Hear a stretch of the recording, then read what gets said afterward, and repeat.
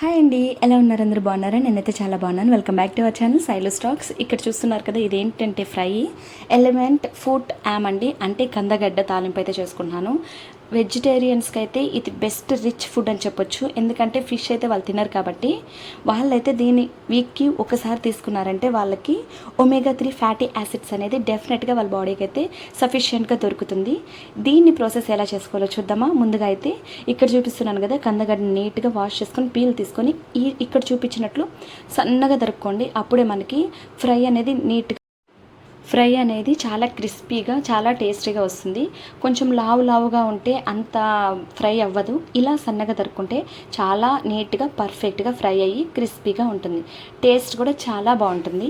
దీనికైతే కొంచెం salt add చేశాను. ఇక్కడ చూపిస్తున్నట్లు టర్మరిక్ 1/2 టేబుల్ స్పూన్ వేసుకొని దాని తర్వాత కొద్దిగా నీట్గా అన్నిటికీ ముక్కలకు పట్టేలాగా బాగా కలుపుకోండి. ఇక్కడ చూపిస్తున్నట్లు ధనియాల పొడి, కొంచెం కారం, మీ స్పైసీనెస్ బట్టి మీరు వేసుకోండి. నేనైతే ఇక్కడ 1/2 టేబుల్ స్పూన్ కారం వేసుకున్నాను, కొంచెం గరం మసాలా వేసుకున్నాను.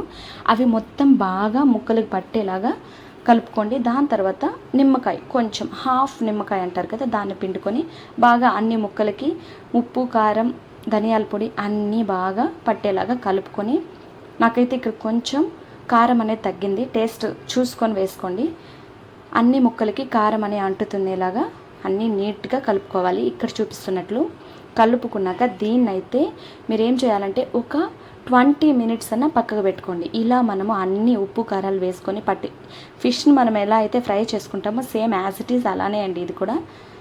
దీన్నైతే మనం నీట్గా పక్కకు పెట్టుకొని 20 మినిట్స్ తర్వాత ఒక బాండల్లో ఆయిల్ వేసి కరివేపాకేసి దీన్ని ఒక్కొక్కటిగా వేసుకోవాలి. అన్నీ ఒకసారిగా వేసుకోకండి. ఇక్కడ చూపిస్తున్నట్లు ఒక్కొక్కటి వేసుకొని బాగా ఫ్రై అయ్యాక ఒక పక్క ఫ్రై అయ్యాక ఇంకో పక్క ఫ్రై చేసి ఇక్కడ చూపిస్తున్నట్లు నీట్గా ఫ్రై చేసుకోండి. టైం అనేది కొంచెం ఎక్కువే పడుతుంది. మనం ఫిషెస్ని కూడా అలాగే ఫ్రై చేసుకుంటాం కదా, ఒక చేప తర్వాత ఇంకొకటి, అలాగనే ఇది కూడా ఫ్రై చేసుకోండి. చాలా బాగా కుక్ అవ్వాలి. అంటే క్రిస్పీగా రావాలంటే సిమ్లో పెట్టే కుక్ చేసుకోండి. ఇక్కడ చూస్తున్నారు కదా, ఈ విధంగా వచ్చేలాగా నాకైతే 20 మినిట్స్ అయితే పట్టింది ఇది ఫ్రై అవ్వడానికి. ఇంతే అండి, చాలా సింపుల్గా ఉంది. టేస్ట్ అయితే చాలా బాగుంటుంది. ఇలా ఒకసారి ట్రై చేసి చూడండి, చాలా బాగా